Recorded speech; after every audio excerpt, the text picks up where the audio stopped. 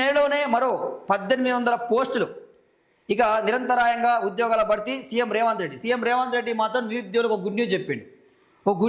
ఇక నిరంతరంగా ఉద్యోగ నోటిఫికేషన్లు టీజీపీఎస్సీ ద్వారా వేస్తామని చెప్పి రేవంత్ రెడ్డి చెప్పడం జరిగింది. వాస్తవానికి కూడా ఇది నిరుద్యోగుల ఉద్యమమే, నిరుద్యోగుల ఉద్యమ కారణమే, నిరుద్యోగుల ఉద్యమ ఫలితమే. వాస్తవానికి కూడా ఇక తెలంగాణలో జంజీ ఉద్యమం మొదలవుతుంది.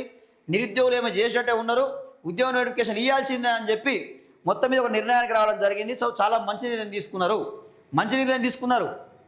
సంక్షేమం అభివృద్ధికి సమ ప్రాధాన్యం, రైతులను పారిశ్రామికవేత్తగా మార్చడమే లక్ష్యం. ఆ రైతులకు ముందు ఆ రైతు బంధు ఏందో, నువ్వు ఇస్తున్న 15,000 ఏందో ఈ ఫస్ట్, ఆ యూరియా సప్లై ఉండేటట్టు చూసుకో, ఆ యాప్ ఏందో తీసేయి. యూరియా విషయంలో మనం ఎంత కష్టాలు పడ్డారు రైతులు, చాలా కష్టాలు పడ్డారు. తుమ్మిడిఎట్టి పునర్నిర్మాణానికి మళ్ళీ పాటుపడుతున్నాం. ఉచిత బస్సుతో మహిళలకు 10,000 కోట్లు ఆదా, పేదలను అద్దె ఇండ్ల బాధల నుంచి విముక్తి చేస్తాం.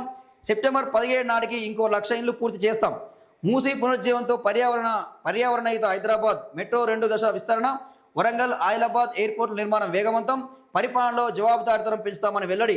పరేడ్ గ్రౌండ్లో ఘనంగా తెలంగాణ రాష్ట్ర ఆవిర్భావ వేడుకలు. సో గన్ పార్క్ వద్ద అమరవీరుల స్తూపానికి నివాళులు అర్పిస్తున్న సీఎం రేవంత్ రెడ్డి. సో వాస్తవానికి కూడా అమరవీరుల ఆత్మ బలిదానమే ఈరోజు తెలంగాణ. మనం ఈ సంబరాలు చేసుకోవడమైనా మన తెలంగాణ వచ్చిందంటే వాస్తవానికి వాళ్ళ ఆత్మ బలిదానమే తెలంగాణ ప్రజల పోరాటం అని చెప్పి చెప్పుకోవడం జరుగుతూ ఉంది. ఇంకా కూడా తెలంగాణ అమరవీరుల ఆశయాల కోసం కొట్లాడాల్సిన బాధ్యత తెలంగాణ యువత మీద ఉంది, విద్యార్థుల మీద ఉంది, తెలంగాణ ప్రజల మీద ఉన్నది. ఈరోజు ఇంకా అమరవీరులు కలగన్న తెలంగాణ ఇంకా మనం అభివృద్ధి చేసుకోలేదు.